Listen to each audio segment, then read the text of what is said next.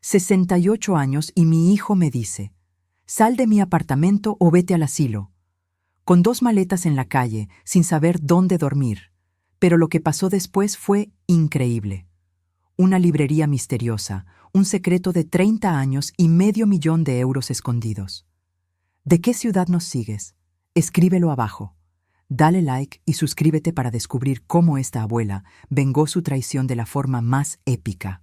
Aquella mañana de septiembre comenzó como todas las anteriores durante los últimos 6 meses, preparando café con manos temblorosas mientras escuchaba los pasos pesados de mi hijo Roberto en el piso superior. Pero algo en el aire se sentía diferente. Había una tensión que no podía explicar, un peso invisible que presionaba mi pecho mientras colocaba las tazas sobre la mesa de roble que había pertenecido a mi madre. Mis 68 años pesaban más que nunca en mis huesos cansados, pero mi corazón todavía latía con la fuerza de quien ha sobrevivido a tormentas que hubieran hundido a otros. El aroma del café recién hecho llenaba la pequeña cocina, mezclándose con la luz dorada que se filtraba a través de las cortinas de encaje. Había cosido esas cortinas yo misma, hace más de 20 años, cuando Roberto aún era un adolescente que soñaba con ser arquitecto. Ahora era un hombre de 43 años, casado con Laura, y vivían conmigo en este apartamento que había sido mi hogar durante 3 décadas. Si no quieres ir al asilo, sal de mi apartamento. Las palabras atravesaron el aire como cristales rompiéndose. Me quedé paralizada, con la cafetera aún en la mano. Roberto estaba de pie en el umbral de la cocina, su rostro enrojecido, los puños cerrados a los costados. Laura apareció detrás de él, y en sus ojos vi esa expresión de satisfacción apenas disimulada que había estado perfeccionando durante meses. Una sonrisa fantasma en las comisuras de sus labios. ¿Qué has dicho? Mi voz salió como un susurro quebrado. Lo que oíste, mamá. Este es mi apartamento ahora. Laura y yo necesitamos nuestro espacio. Estamos hartos de tenerte aquí, interfiriendo en nuestras vidas. Cada palabra era un puñal. Este era el niño que había llorado en mis brazos cuando su padre murió. El niño que me había prometido cuidarme siempre. Ahora me miraba como si fuera una extraña molesta, un mueble viejo que necesitaba ser desechado. Roberto, este apartamento es legalmente mío. Tu padre y yo... ¡No me importa! Su grito hizo temblar las tazas sobre la mesa. Tienes 1 hora para recoger tus cosas y largarte. Laura dio un paso adelante, cruzando los brazos. Hemos sido muy pacientes contigo, Marta. Pero esto tiene que terminar. Necesitas entender que ya no eres necesaria aquí. No eres necesaria. Esas palabras resonaron en mi cabeza como un eco interminable. Sentí que mis piernas flaqueaban, que el suelo se movía bajo mis pies. ¿Cómo había llegado a este momento? ¿Cómo el amor se había transformado en este rechazo frío y calculado? Pero mientras los miraba, algo dentro de mí se endureció. No permitiría que me vieran llorar. No les daría esa satisfacción. Media hora después, me encontraba en la acera con 2 maletas gastadas y mi cartera de cuero marrón. El sol de la tarde me cegaba, y el ruido del tráfico de Madrid parecía más fuerte que nunca, como si la ciudad entera gritara junto con mi dolor. Pasé la mano por mi cabello gris, tratando de mantener algo de dignidad mientras los vecinos miraban desde sus ventanas. La señora Rodríguez, del 2º piso, apartó rápidamente su cortina cuando nuestras miradas se cruzaron. El señor Gómez, que siempre me había saludado cortésmente durante 20 años, de repente encontró fascinante su teléfono móvil. La vergüenza ardía en mis mejillas, pero levanté la barbilla y comencé a caminar. Mis pies me llevaron por calles familiares que ahora parecían extrañas. Cada esquina guardaba un recuerdo que ahora dolía. La panadería donde Roberto compraba croissants los domingos cuando era niño, el parque donde mis nietos jugaban antes de que Laura decidiera que yo era una influencia negativa, la floristería donde mi difunto esposo me compraba rosas cada aniversario. Las maletas pesaban cada vez más, pero me negaba a detenerme. Si me detenía, tendría que enfrentar la realidad de lo que acababa de suceder. Tendría que aceptar que mi propio hijo me había echado a la calle como si fuera basura. El aroma a castañas asadas me hizo levantar la vista. Un vendedor ambulante me sonrió con amabilidad y, sin querer, las lágrimas comenzaron a rodar por mis mejillas. Me sequé rápidamente, pero él ya las había visto. ¿Se encuentra bien, señora? Sí, sí, solo un día difícil. Compré un cucurucho de castañas que no tenía intención de comer, solo para justificar mi parada, para tener un momento de conexión humana en medio de este dolor abrumador. Seguí caminando hasta que mis piernas ya no pudieron más. Me senté en un banco del Parque del Retiro, rodeada de familias felices y parejas de enamorados. Una niña pequeña corrió frente a mí, persiguiendo palomas, su risa cristalina cortando el aire. Su madre la llamó con ternura, y algo dentro de mí se rompió completamente. ¿Dónde dormiría esta noche? ¿Qué haría mañana? ¿Cómo había llegado mi vida a este punto de desesperación absoluta? Pero entonces, en medio de mi angustia, recordé las palabras de mi madre. Mientras tengas aliento, tienes posibilidades. Y yo todavía respiraba. Caminé durante horas más, sin rumbo fijo, hasta que el sol comenzó a descender y las sombras se alargaron sobre las aceras mojadas por una lluvia reciente. Mis zapatos gastados habían dejado de ser cómodos hace kilómetros, y sentía ampollas formándose en mis talones. Pero el dolor físico era bienvenido, una distracción del dolor emocional que amenazaba con consumirme. Fue entonces cuando lo vi. Un pequeño letrero en la ventana de una librería antigua, escrito con caligrafía elegante en un papel amarillento. Se busca ayudante. Experiencia no necesaria, solo corazón dispuesto. Me quedé mirando esas palabras como si fueran un mensaje divino. La librería estaba encajada entre un café cerrado y una tienda de antigüedades, como si hubiera estado allí por siglos, esperándome. La fachada era de piedra oscura, con una puerta de madera tallada que mostraba escenas de personas leyendo bajo árboles frondosos. Mis manos temblaban cuando empujé la puerta. Una campanilla de bronce anunció mi entrada con un sonido melodioso que parecía pertenecer a otra época. El interior me quitó el aliento. Estanterías del suelo al techo se inclinaban ligeramente, como si fueran árboles antiguos cargados con el peso de innumerables historias. El olor era embriagador. Papel viejo, café recién hecho, madera pulida y algo más, una fragancia a especias y memorias que no podía identificar, pero que me hacía sentir inexplicablemente segura. «Vienes por el trabajo». Levanté la vista. Detrás del mostrador de caoba tallada estaba un hombre mayor, tal vez de mi edad o un poco más. Su barba blanca estaba perfectamente recortada, y sus ojos azules me observaban con una calidez que me hizo sentir que podía ver directamente el caos de mi alma herida. No sé si... Mi voz se quebró. «Has tenido un día terrible. Puedo verlo en tus ojos». Se levantó, moviéndose con la gracia tranquila de alguien que ha encontrado paz consigo mismo. «Siéntate, te prepararé un té». No era una pregunta, y descubrí que no tenía fuerzas para objetar. Me dejé caer en una silla de terciopelo verde cerca de una ventana que daba a un pequeño jardín interior. En ese jardín, bajo la luz del atardecer, vi rosas blancas floreciendo imposiblemente en septiembre. El hombre regresó con una tetera humeante y 2 tazas de porcelana decoradas con pájaros azules. Sirvió el té con movimientos precisos y cuidadosos. Luego se sentó frente a mí. «Me llamo Ernesto Valverde. Esta librería ha estado en mi familia durante 4 generaciones». Me entregó una taza. «¿Y tú eres?» «Marta. Marta Jiménez». El té estaba perfumado con jazmín y miel, y el primer sorbo pareció calentar algo más que mi garganta. No debería estar aquí. No tengo experiencia en librerías, ni siquiera sé por qué empujé esa puerta. Pero lo hiciste. Don Ernesto sonrió suavemente. «Y eso es lo que importa. ¿Quieres contarme qué sucedió hoy?» Y para mi sorpresa, lo hice. Las palabras brotaron como agua de una represa rota. Le conté todo. La traición de Roberto, la crueldad de Laura, las maletas en la calle, la vergüenza de los vecinos mirando. Cuando terminé, estaba temblando, pero también sentía algo extraño. ¿Alivio? Don Ernesto escuchó sin interrumpir, asintiendo ocasionalmente, sus ojos nunca dejando mi rostro. Cuando finalmente hablé, su voz era suave, pero firme. «Mi esposa murió hace 2 años. Cáncer». Fue rápido y brutal. Se detuvo, mirando su taza. «Nuestros hijos viven en el extranjero. Visitan una vez al año si tengo suerte. Conozco la soledad, Marta, y conozco la traición de sentir que ya no importas para las personas que más amaste. Sus palabras me tocaron profundamente. No estaba sola en este dolor. El trabajo es tuyo si lo quieres, dijo de repente.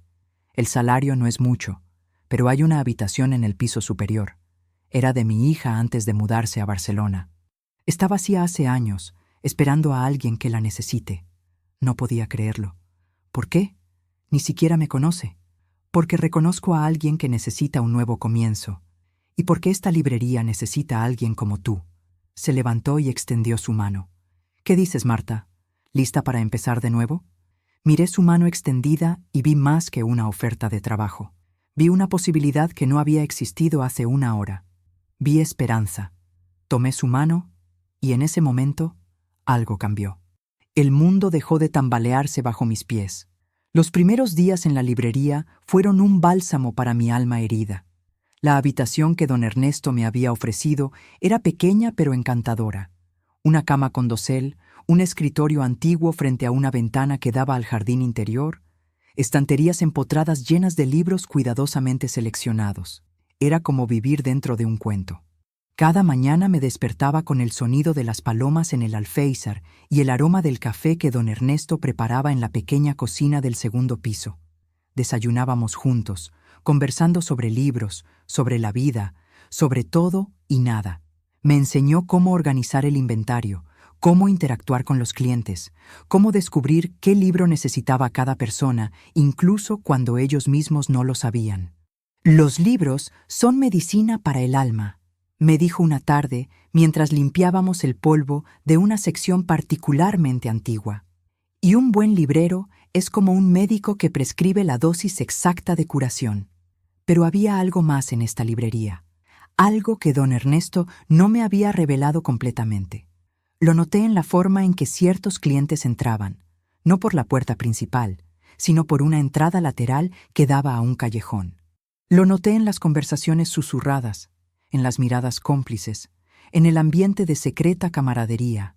Fue en mi quinta noche allí cuando descubrí la verdad. Eran casi las 9 de la noche, y la librería había cerrado hace una hora. Estaba en mi habitación leyendo cuando escuché voces y risas provenientes de abajo. No de la librería, sino de más abajo aún. Curiosa y un poco asustada, bajé las escaleras silenciosamente.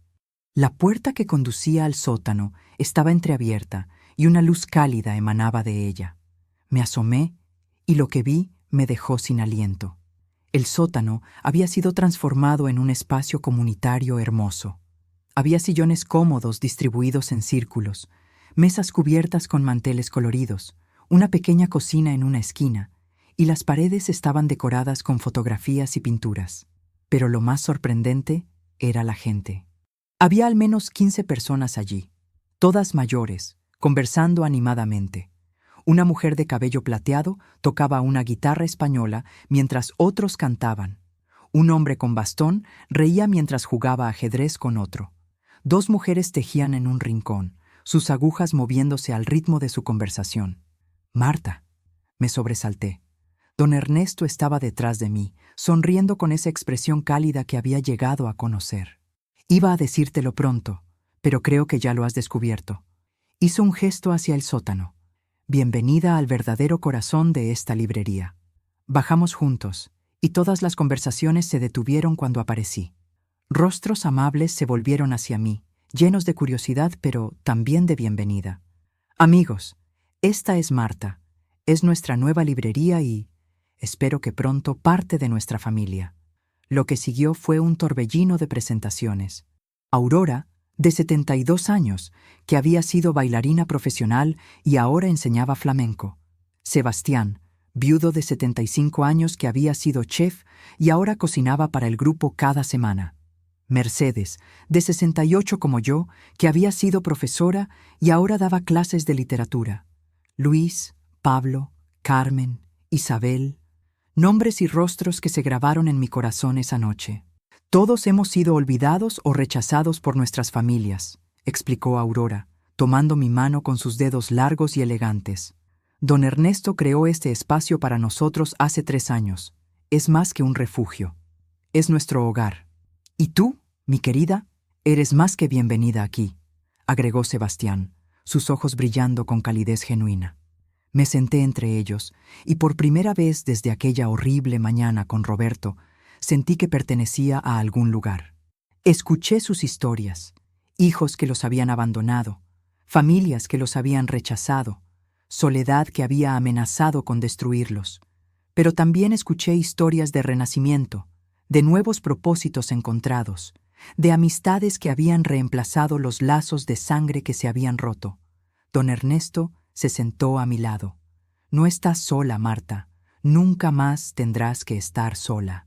Esa noche, acostada en mi nueva cama, miré al techo con lágrimas de gratitud rodando por mis mejillas.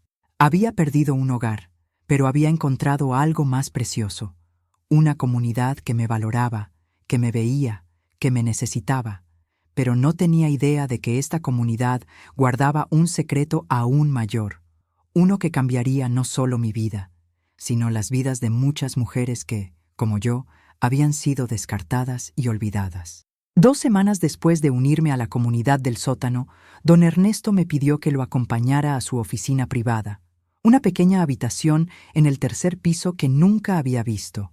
Las paredes estaban cubiertas de fotografías antiguas, la librería en diferentes épocas, personas que asumí eran su familia, y algo que me llamó la atención: decenas de fotografías de mujeres de diferentes edades, cada una con una expresión de determinación en sus rostros. Marta, hay algo que quiero mostrarte, algo que he estado guardando durante años, esperando a la persona correcta.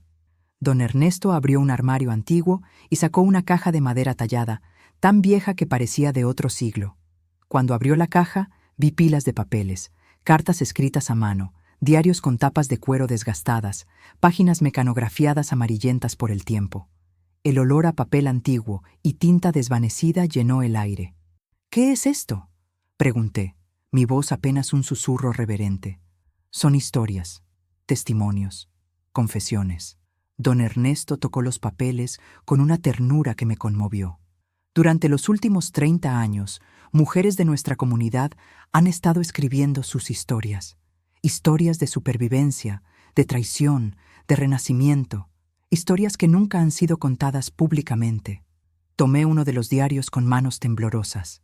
La primera página decía: «Mi nombre es Elena Márquez, y esta es la historia de cómo sobreviví cuando mi familia me abandonó por ser diferente». Leí las primeras líneas y quedé completamente absorbida. La escritura era cruda, honesta, devastadora.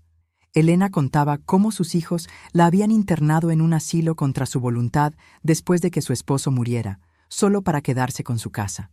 Pero también contaba cómo había escapado, cómo había encontrado trabajo en una fábrica de textiles, cómo había reconstruido su vida a los 70 años. «Hay más de 50 historias aquí», dijo don Ernesto. «Algunas de las mujeres ya han fallecido, pero muchas aún viven. He estado soñando con publicar estas historias, crear un libro que inspire a otras mujeres a no rendirse, a saber que nunca es demasiado tarde para comenzar de nuevo». Miré las fotografías en la pared con nueva comprensión. Esas eran las mujeres cuyas historias descansaban en esta caja. «Pero necesito ayuda», continuó. «Necesito a alguien que entienda el dolor, pero también la esperanza.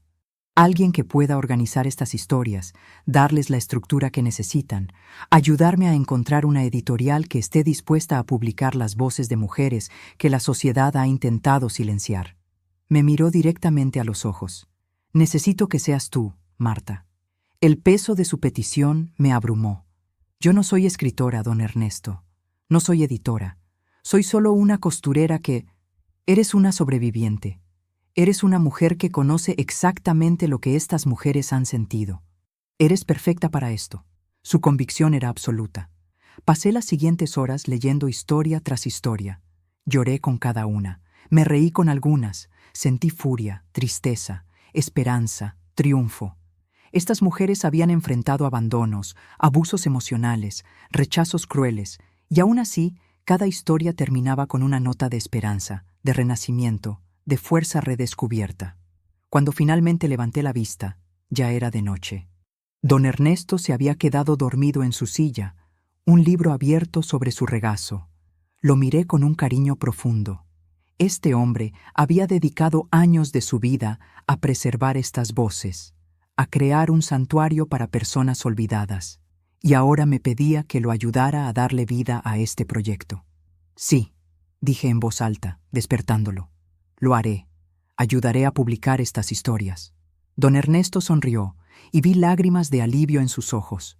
Sabía que eras la persona correcta desde el momento en que entraste por esa puerta.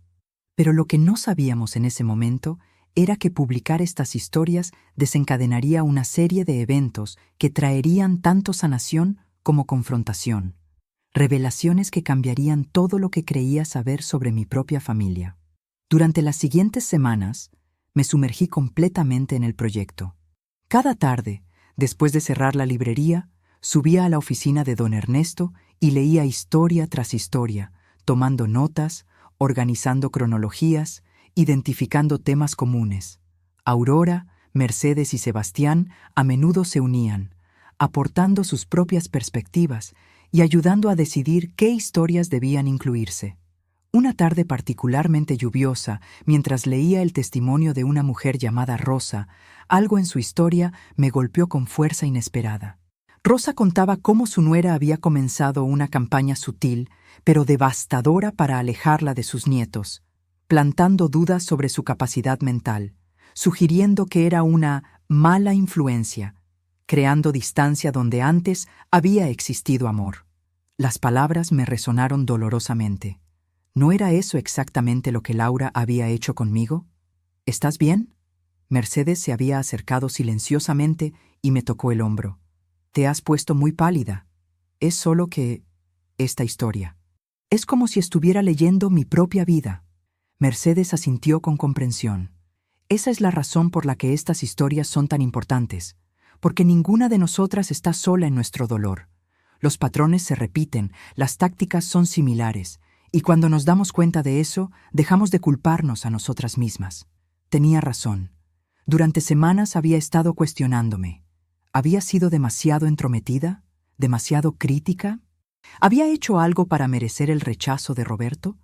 Pero leyendo estas historias, vi claramente que el problema no era yo. Era algo más sistémico, más profundo. Una sociedad que desvalorizaba a las personas mayores, especialmente a las mujeres. Esa revelación fue liberadora y devastadora a la vez. Don Ernesto había estado en contacto con varias editoriales pequeñas, y finalmente una mostró interés genuino. Editorial Voces Nuevas, especializada en narrativas de grupos marginados, quería reunirse con nosotros. La editora, una mujer de unos 40 años llamada Beatriz Mendoza, visitó la librería una semana después. «Este proyecto es extraordinario», dijo Beatriz, después de leer una selección de las historias. «Pero para que realmente tenga impacto, necesitamos algo más. Necesitamos un hilo conductor, una voz contemporánea que guíe al lector a través de estas historias». «¿Qué sugiere?», preguntó don Ernesto. «Un prólogo, escrito por alguien que haya vivido esta experiencia recientemente. Alguien cuya historia pueda contextualizar todas las demás». Beatriz me miró directamente. «Don Ernesto me ha contado su situación, Marta. Creo que su historia sería el prólogo perfecto». Sentí que el aire abandonaba mis pulmones. «No puedo. Es demasiado personal, demasiado reciente. Precisamente por eso es perfecto», insistió Beatriz. «Su dolor es fresco, pero también lo es su esperanza. Puede mostrar a los lectores que estas historias no son del pasado. Están sucediendo ahora a mujeres reales, y la sanación es posible». Aurora apretó mi mano. «Tu historia merece ser contada, Marta. Merece ser escuchada». Esa noche no pude dormir. La idea de exponer mi dolor más profundo, mi humillación más reciente, a extraños, era aterradora. Pero también sentía algo más, una obligación hacia todas las mujeres que habían compartido sus historias con la esperanza de que ayudaran a otras. ¿No les debía la misma valentía? A las 3 de la mañana encendí la lámpara de mi escritorio y comencé a escribir. Las palabras fluyeron como si hubieran estado esperando ser liberadas.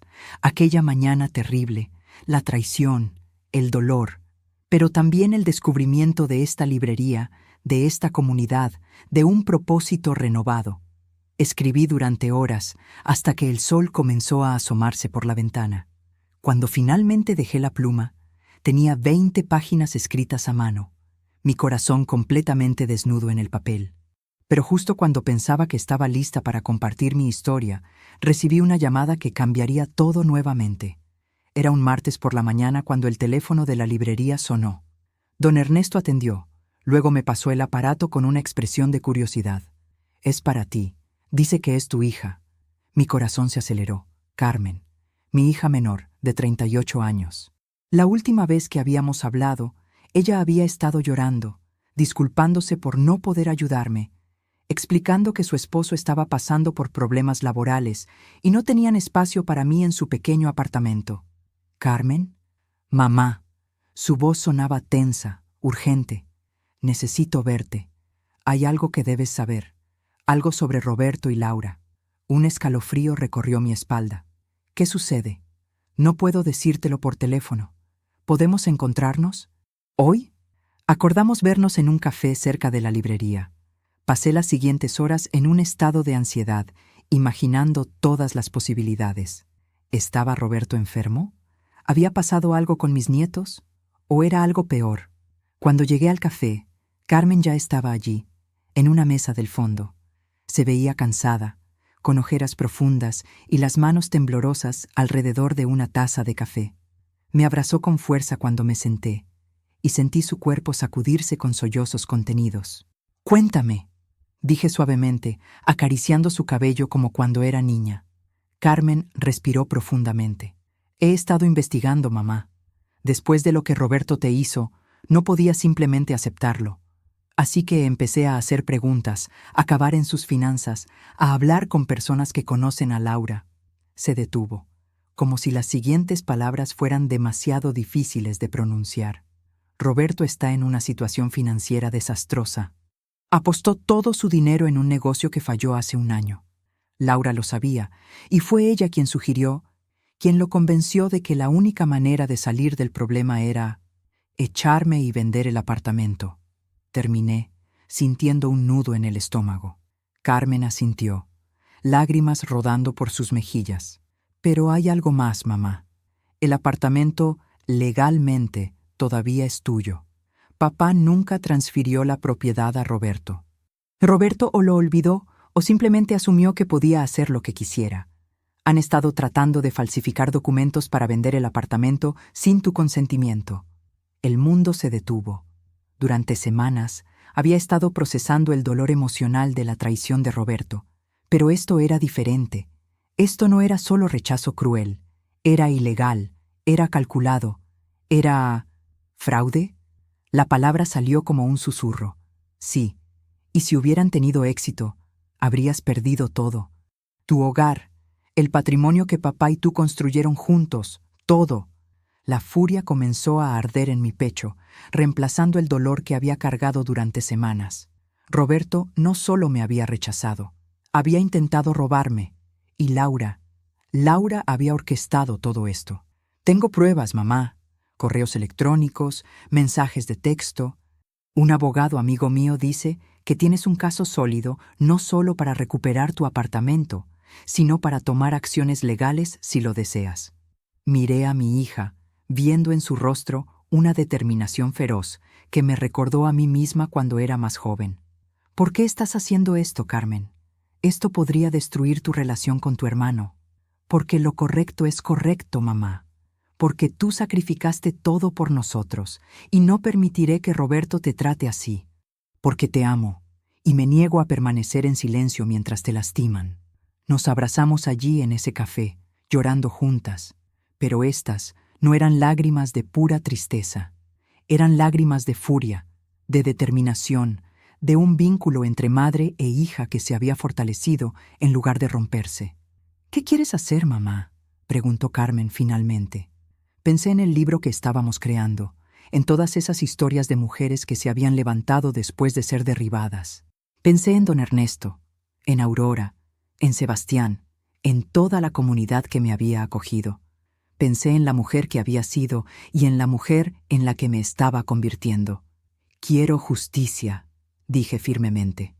No solo por mí, sino por todas las mujeres que han sido silenciadas y robadas.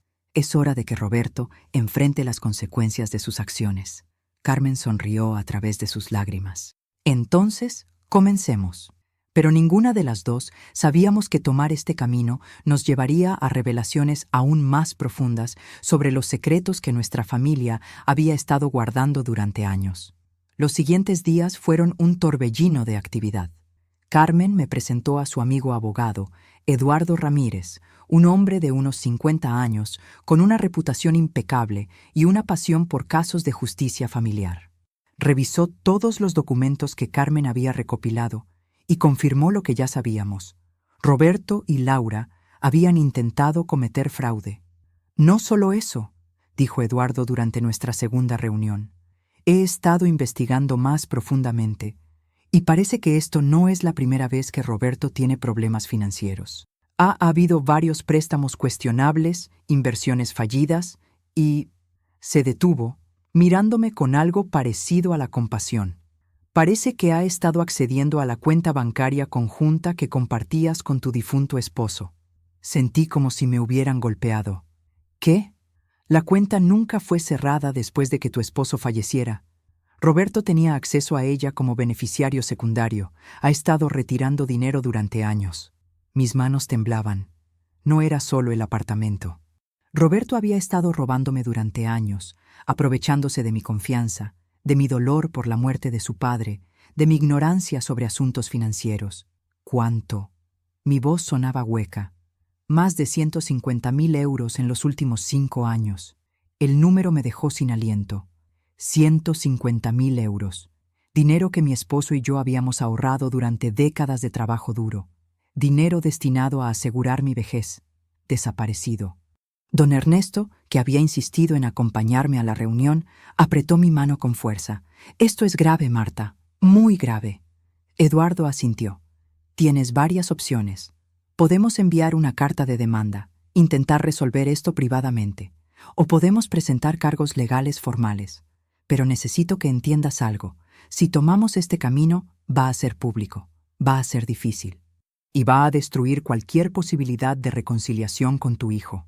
Cerré los ojos, luchando contra el dolor que amenazaba con abrumarme nuevamente. Parte de mí todavía amaba a Roberto. Todavía recordaba al niño dulce que había sido. Pero ese niño se había ido, reemplazado por un hombre que me había traicionado de las formas más profundas posibles. Quiero que se haga justicia, dije finalmente, abriendo los ojos. No solo por mí, sino porque si no enfrenta consecuencias, seguirá haciendo esto. Seguirá lastimando a las personas que deberían poder confiar en él. Carmen me abrazó con fuerza. Estoy orgullosa de ti, mamá.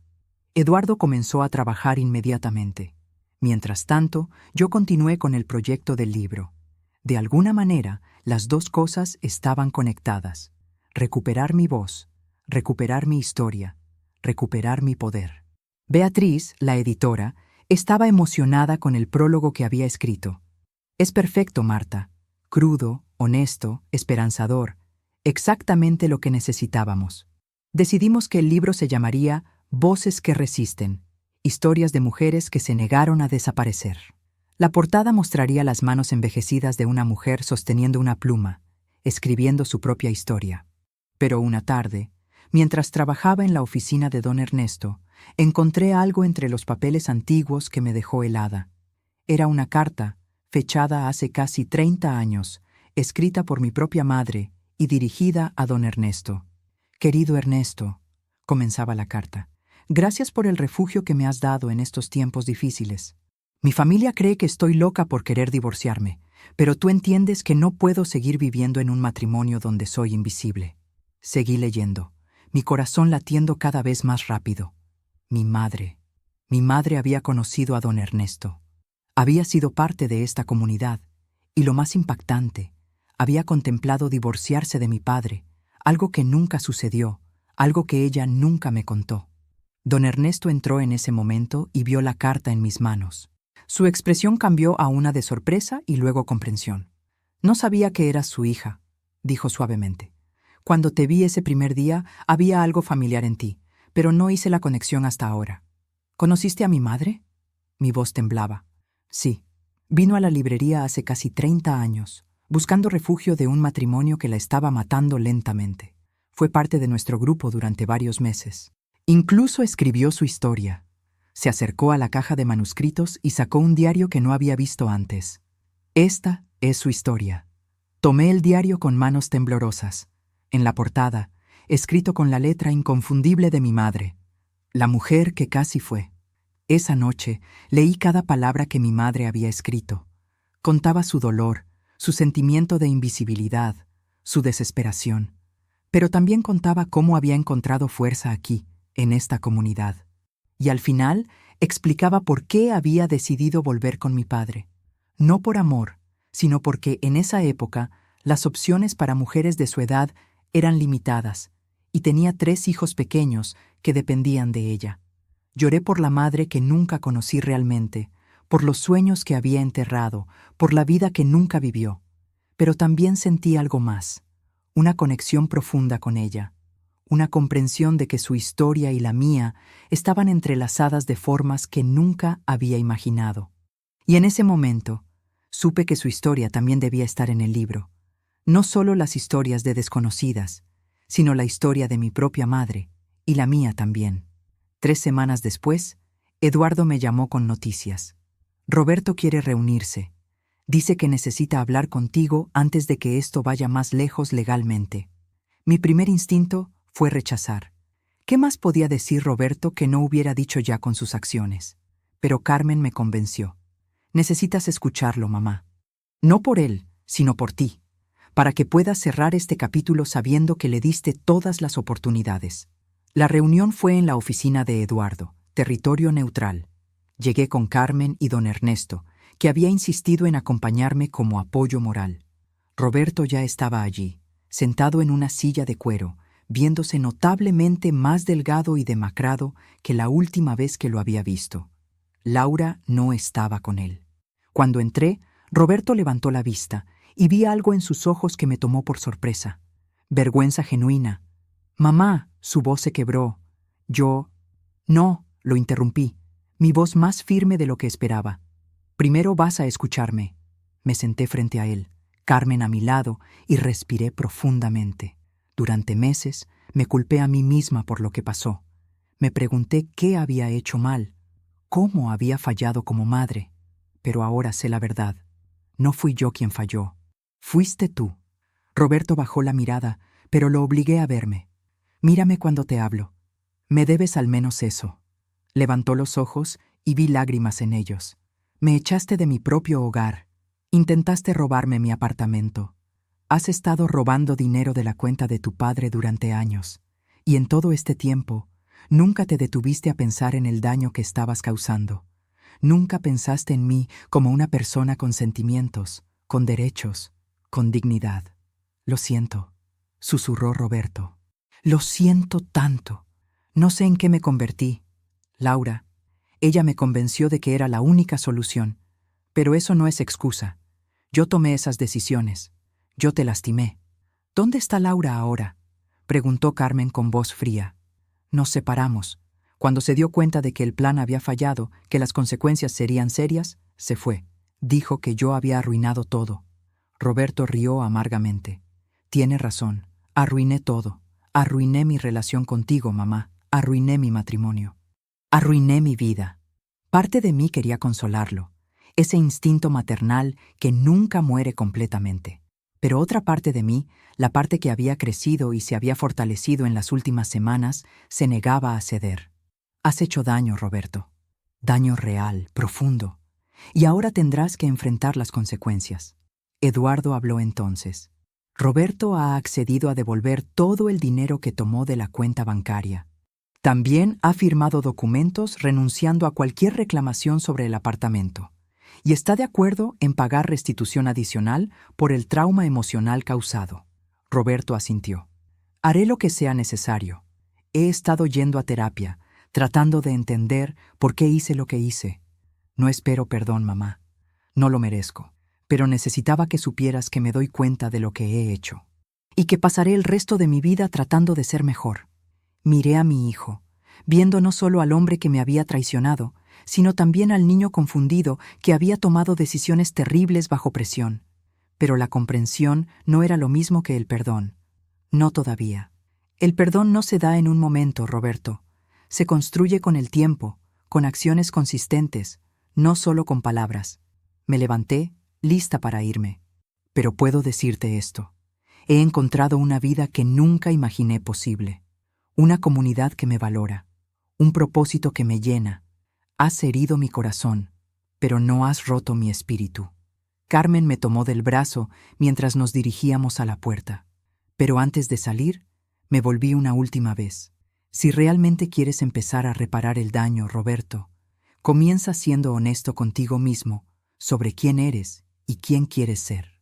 Y luego, tal vez algún día, podamos hablar de reconstruir algo, pero será en mis términos, a mi tiempo. Salimos de la oficina y sentí algo liberarse dentro de mí. No era perdón completo, pero era un paso hacia la sanación. Había dicho mi verdad, había recuperado mi poder, y eso era suficiente por ahora. Con el asunto legal en proceso de resolución, pude concentrarme completamente en el libro.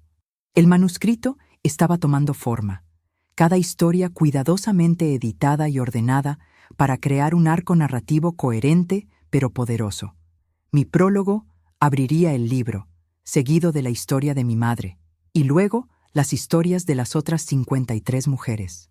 Beatriz estaba emocionada con el progreso. Esto va a ser algo especial, Marta. Puedo sentirlo. Pero mientras trabajábamos, me di cuenta de que queríamos hacer algo más que simplemente publicar un libro. Queríamos crear un movimiento. Don Ernesto sugirió que organizáramos eventos de lectura en la librería, invitando a las mujeres cuyas historias estaban en el libro para que las compartieran personalmente. Las historias escritas son poderosas, dijo, pero las historias contadas cara a cara, con la voz temblorosa de quien las vivió, son transformadoras. Comenzamos a contactar a las mujeres. Algunas ya habían fallecido, pero muchas todavía vivían, algunas en Madrid, otras esparcidas por toda España. Una por una, las invitamos a venir a la librería, a conocerse entre sí, a compartir no solo sus penas, sino también sus triunfos. El primer encuentro fue mágico. 15 mujeres se reunieron en el sótano de la librería, edades que iban de los 65 a los 87 años. Al principio había timidez, incertidumbre, pero luego, cuando la primera mujer comenzó a contar su historia, algo cambió. Las lágrimas fluyeron, pero también las risas. Hubo abrazos entre extrañas que reconocían sus propios dolores en las historias de otras. Aurora bailó esa noche, un flamenco que contaba una historia sin palabras sobre dolor y renacimiento. Sebastián preparó una cena que alimentó no solo cuerpos, sino también almas. Y yo, por primera vez, leí en voz alta partes de mi prólogo. Cuando terminé, el silencio era profundo. Luego, una de las mujeres, Isabel, de 82 años, se levantó y me abrazó.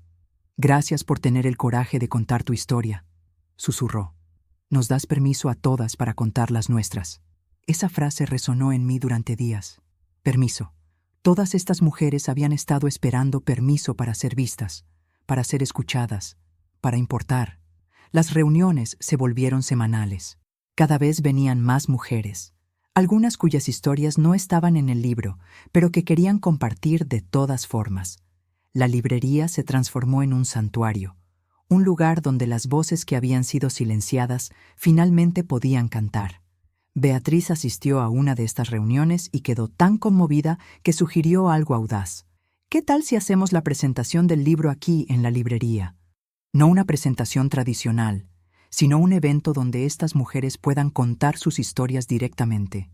Lo transmitiremos en vivo, lo grabaremos, haremos que sea algo que alcance más allá de estas paredes. La idea era aterradora y emocionante a la vez, pero todas estuvimos de acuerdo. Este libro no era solo un objeto, era un testimonio vivo, y merecía una presentación que honrara eso. Los preparativos consumieron las siguientes semanas. Aurora coreografió una presentación de flamenco que incorporaba elementos de las historias. Mercedes escribió un poema que sería leído por varias voces. Sebastián planeó un festín que celebrara la herencia cultural de todas las mujeres involucradas. ¿Y yo? Yo escribí una carta abierta que sería distribuida en la presentación, dirigida a todas las mujeres mayores que se sentían invisibles, descartadas, sin valor. Una carta que les decía: tu historia importa, tu vida importa. Nunca es demasiado tarde. Pero 2 semanas antes de la presentación, recibí una llamada inesperada que amenazó con desmoronar todo lo que habíamos construido. La llamada vino de Laura. No había hablado con ella desde aquella terrible mañana, y escuchar su voz me llenó de una mezcla de furia y curiosidad. Marta, sé que no tienes razón para escucharme, comenzó, su voz sorprendentemente temblorosa. Pero necesito hablar contigo. Es sobre Roberto. Y sobre algo que hice que es peor de lo que crees. Algo en su tono me alertó. No era la Laura arrogante que había conocido. Esta era una mujer asustada. Acordamos encontrarnos en un parque público, con Carmen presente como testigo y apoyo. Cuando Laura llegó, me impactó su apariencia. Había perdido peso, tenía ojeras profundas, y su ropa, antes siempre impecable, estaba arrugada.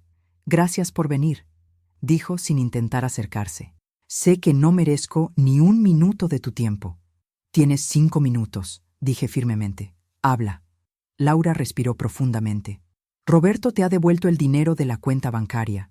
Pero hay más dinero, dinero que yo tomé». Mi corazón se detuvo. «¿Qué? Antes de que Roberto te echara, yo tenía acceso a tus documentos financieros. Encontré certificados de inversión, bonos del tesoro que tu esposo había comprado hace décadas. Los falsifiqué, los cobré. Tom, casi 200.000 euros más». El mundo se tambaleó. Carmen me sostuvo del brazo mientras procesaba esta revelación. 200.000 euros. Casi todo lo que mi esposo había ahorrado durante su vida. «¿Por qué me estás contando esto?», pregunté, mi voz peligrosamente tranquila. «Porque Roberto no lo sabe. Porque me voy del país y supongo que necesito confesar antes de irme. Porque una pequeña parte de mí que todavía es humana sabe que lo que hice fue imperdonable». Las lágrimas corrían por su rostro. «Puedes denunciarme a la policía. Probablemente deberías. Pero quería que lo supieras, que supieras la verdad completa». Carmen estaba furiosa. «¿Cómo pudiste? ¿Cómo pudiste hacer algo tan vil?» «Porque estaba desesperada. Porque mi familia siempre ha tenido dinero y de repente no teníamos nada. Porque me convencí a mí misma de que Marta era vieja, que no necesitaba tanto dinero, que...» Se detuvo, ahogándose en sus propias palabras. «No hay justificación. Solo hay una mujer horrible que hizo cosas horribles». Miré a Laura, esta mujer que había orquestado mi destrucción, y sentí algo inesperado. Pena. No la pena que justifica o excusa, sino la pena de ver a un ser humano completamente roto por sus propias decisiones. «¿Dónde está el dinero ahora?», preguntó Carmen. «En una cuenta en Suiza. Tengo todos los detalles aquí». Laura sacó un sobre de su bolso. «Los números de cuenta, las contraseñas, todo. Puedes recuperarlo. Y hay algo más». Sacó otro documento. «Una confesión escrita y notarizada de lo que hice. Úsala como quieras». Tomé los documentos con manos temblorosas. «¿Por qué haces esto realmente? ¿Por qué no simplemente huir con el dinero?». Laura me miró directamente a los ojos por primera vez. «Porque he estado viendo las publicaciones sobre tu libro en las redes sociales. He leído extractos de tu prólogo y me di cuenta de que he pasado mi vida siendo exactamente el tipo de persona que destruye a mujeres como tú. Y estoy cansada de ser esa persona. Eso no borra lo que hiciste», dije firmemente. «Lo sé. Nada puede borrar lo que hice. Pero tal vez, solo tal vez, hacer esto correcto puede ser un pequeño paso hacia ser alguien mejor». Se levantó para irse. «No espero perdón. No espero nada. Solo quería que tuvieras la verdad». La vimos alejarse, y Carmen y yo nos quedamos en silencio durante varios minutos. «¿Qué vas a hacer, mamá?», preguntó finalmente Carmen. «Voy a recuperar mi dinero. Voy a compartir esto con Eduardo. Y voy a decidir si presento cargos después de pensar detenidamente». Miré los documentos en mis manos. «Pero también voy a usar esta experiencia en mi carta abierta. Porque esto es exactamente de lo que el libro trata. no solo de supervivencia, sino de justicia, de recuperar lo que nos han quitado. Esa noche, en la librería, compartí la noticia con don Ernesto y la comunidad. La furia inicial dio paso a discusiones profundas sobre perdón, justicia y redención. Aurora planteó una pregunta que me mantuvo despierta durante horas. ¿En qué momento la venganza se convierte en justicia y la justicia en sanación? No tenía una respuesta fácil, pero sabía que mi decisión, cualquiera que fuera, debía venir de un lugar de fortaleza, no de venganza. Debía ser una decisión que me permitiera seguir adelante, no una que me mantuviera atada al pasado. Los días siguientes fueron intensos. Eduardo confirmó que los documentos de Laura eran legítimos y comenzó el proceso de recuperar los fondos. También presentamos una denuncia formal, pero con una condición. Si Laura devolvía todo el dinero y se sometía a asesoramiento psicológico, no buscaríamos tiempo en prisión. Es más de lo que merece, dijo Carmen. No es por ella, respondí. Es por mí, porque no quiero pasar los próximos años de mi vida en tribunales, reviviendo este dolor. Quiero pasar mi tiempo construyendo algo hermoso. Y eso era exactamente lo que el libro representaba. Algo hermoso nacido del dolor. La noche de la presentación del libro llegó más rápido de lo que esperaba. La librería había sido transformada en un espacio mágico. Guirnaldas de luces colgaban del techo, velas perfumadas llenaban el aire con aromas de jazmín y lavanda, y había flores por todas partes, rosas, claveles, girasoles. Las estanterías habían sido reorganizadas para crear un espacio abierto donde se habían colocado sillas para más de 100 personas. Me vestí con cuidado esa tarde, eligiendo un vestido azul marino que Carmen me había comprado especialmente para la ocasión. Mientras me miraba en el espejo, casi no reconocía a la mujer que me devolvía la mirada. Esta no era la mujer asustada, con 2 maletas que había entrado a esta librería meses atrás. Esta era una mujer que había recuperado su fuerza, su voz, su poder. «Estás radiante, mamá», dijo Carmen, apareciendo detrás de mí en el espejo. Había venido temprano para ayudarme a prepararme, y ver el orgullo en sus ojos me llenó de emoción. Cuando bajé, la librería ya estaba llena de actividad. Aurora y su grupo de danza practicaban sus movimientos finales. Sebastián supervisaba la mesa de comida, que estaba cargada con delicias españolas. Mercedes revisaba el equipo de sonido con Beatriz, y don Ernesto estaba en el centro de todo, dirigiendo con la gracia de un conductor de orquesta. «Ahí está nuestra estrella», dijo con una sonrisa cálida cuando me vio. Me abrazó con fuerza. «¿Nerviosa?» «Aterrada», admití. «Bien, significa que te importa». Me dio una palmadita en la espalda. «Vas a ser maravillosa». Las personas comenzaron a llegar, las mujeres cuyas historias estaban en el libro, acompañadas de familias y amigos, periodistas de varios medios, activistas de derechos de personas mayores, escritoras y académicas. La librería se llenó hasta el tope, con personas de pie en los pasillos y asomándose desde las escaleras. Y entonces vi algo que me detuvo en seco. Roberto, de pie cerca de la puerta, solo. Nuestras miradas se encontraron, y vi en sus ojos una mezcla de vergüenza, esperanza y algo que parecía genuina admiración. Carmen lo vio también y se tensó a mi lado. «¿Quieres que le pida que se vaya?» Consideré la pregunta. Parte de mí quería exactamente eso. Pero otra parte, la parte que había crecido a través de este proceso, sabía que este momento no era sobre Roberto. Era sobre algo mucho más grande. «Déjalo quedarse», dije finalmente. «Pero atrás. Esto no es su momento». La presentación comenzó con la actuación de Aurora. Bailó con una pasión y gracia que dejaron al público sin aliento, su cuerpo de 72 años moviéndose con la fuerza de alguien que había redescubierto su propósito. Cuando terminó, los aplausos fueron ensordecedores. Luego Mercedes leyó su poema, Voces que no se apagan, con varias de las mujeres del libro uniéndose en un coro poderoso. Había lágrimas en muchos ojos, incluyendo los míos. Finalmente, llegó mi turno. Beatriz me presentó con palabras hermosas que apenas pude procesar a través de mis nervios. Cuando subí al pequeño podio que habían instalado, mis manos temblaban. Miré al público y vi tantos rostros, algunos conocidos, otros extraños, todos esperando. Respiré profundamente y comencé a leer mi carta abierta. Queridas hermanas en experiencia, queridas mujeres que han sido ignoradas, descartadas, hechas invisibles por una sociedad que valora la juventud sobre la sabiduría, la novedad sobre la profundidad. Mi voz se fortaleció con cada palabra. Hablé de mi experiencia, de las historias en el libro, del poder de negarse a desaparecer. Hablé de cómo el dolor puede ser transformado en propósito, cómo la traición puede abrir puertas a bendiciones inesperadas. Nunca es demasiado tarde, dije, mi voz resonando en la librería silenciosa. Nunca es demasiado tarde para reinventarnos, para encontrar nuestra voz, para reclamar nuestro valor. Cada una de nosotras lleva historias que merecen ser contadas, experiencias que pueden iluminar el camino para otras. No somos reliquias del pasado.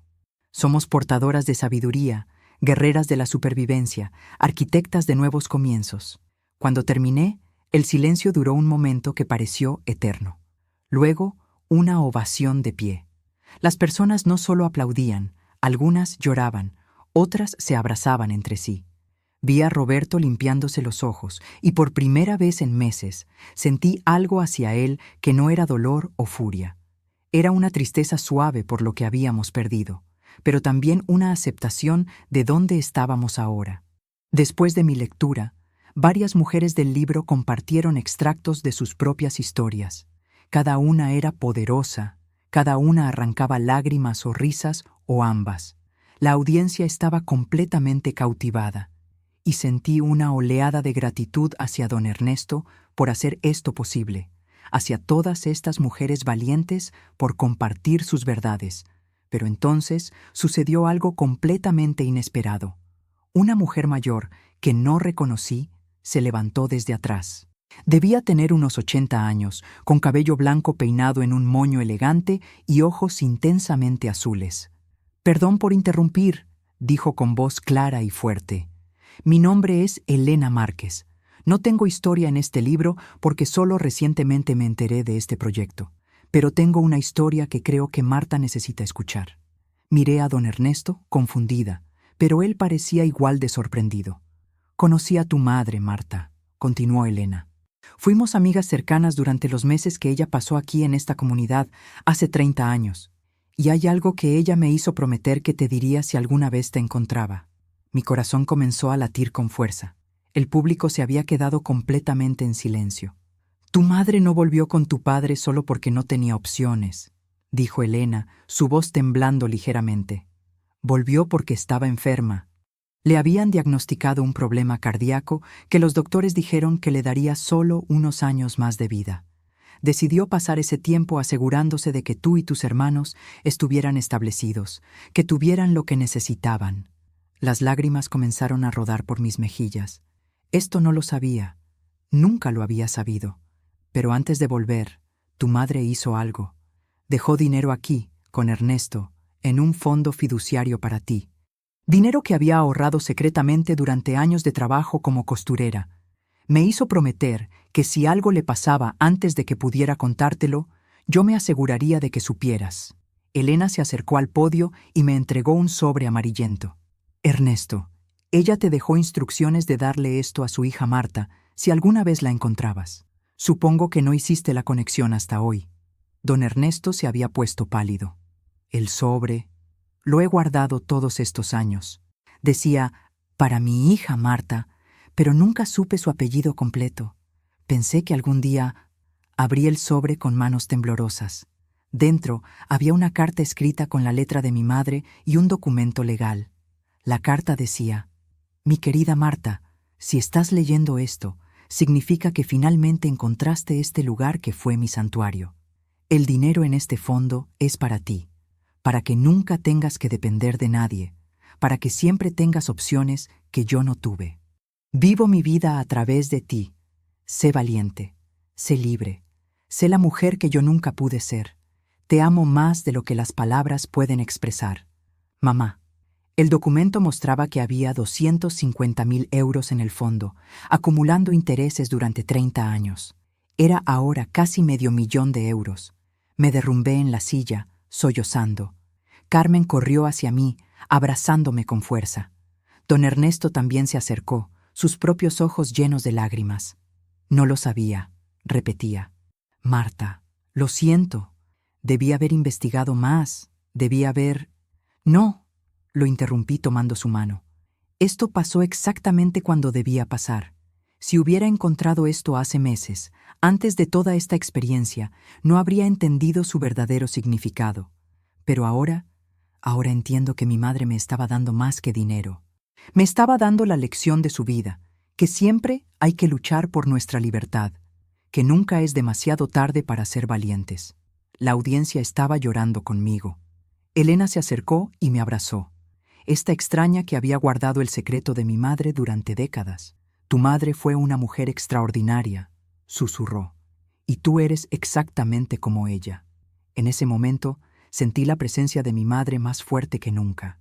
Entendí que todo este viaje, la traición de Roberto, encontrar esta librería, el libro, la comunidad, no había sido una serie de accidentes. Había sido un camino que mi madre había comenzado a trazar para mí hace 3 décadas, un legado de fuerza y resistencia que finalmente había llegado a mí. Roberto se acercó lentamente, lágrimas corriendo por su rostro.